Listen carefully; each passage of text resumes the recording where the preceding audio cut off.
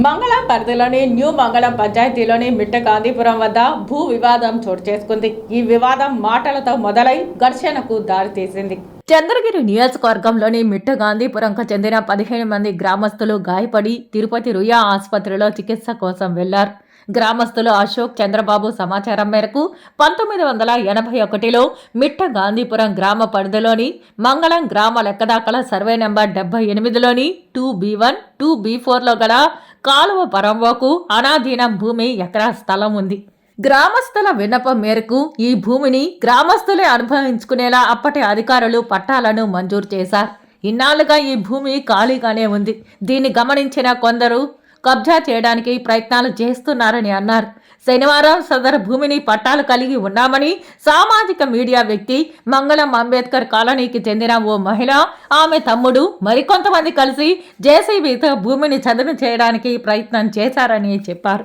గమనించిన గ్రామస్తులందరం కలిసి వారిని అడ్డుకునే ప్రయత్నం చేయగా వారు భౌతిక దాడులకు తెగబడి గ్రామస్తుల్లో 15 మందిని గాయపరిచి కారం కొట్టారని అన్నారు. ప్రథమ చికిత్స నిమిత్తం తిరుపతి రుయా హాస్పిటల్కు వచ్చామని, ఈ ఘటనపై పోలీసులకు ఫిర్యాదు చేస్తున్నామని మీడియాకు తెలిపారు. మిట్టగాంధీపురం వాస్తవ్యం. మిట్టగాంధీపురం నుంచి మేము 3వ తరం నుంచి ఉన్నాము. మిట్టగాంధీపురం 78 2B1 అనేది గవర్నమెంట్ భూమి. మాకు 81లో 32 మందికి 42 సెంట్లు భూములు ఇచ్చినారు గవర్నమెంట్. మా భూముల్లో రెడ్లు అనే వాళ్ళు ఇతర ఊరు తిరుపతి నుంచి వచ్చిన వాళ్ళందరూ కూడా చేసుకుంటున్నారు. మేము 40 ఏళ్ళుగా కోర్టులలో ఉన్నాము. మా స్వాధీనంలోనే పెట్టుకొని ఉన్నాం భూములు. ఈరోజు జేసీబీ పెట్టి క్లీన్ చేసి ప్లాట్ల రూపంలో అమ్మాలని చూస్తూ ఉంటే మేము పోయి అడ్డుకున్నాము.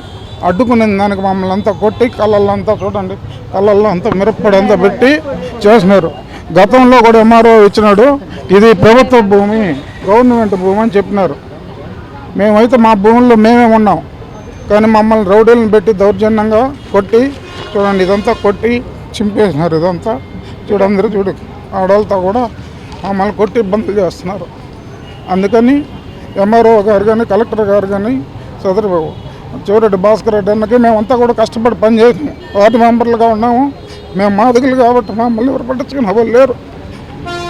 ఇందుకు తగిన చర్యలు తీసుకోవాల్సిందిగా కోరుతున్నాము.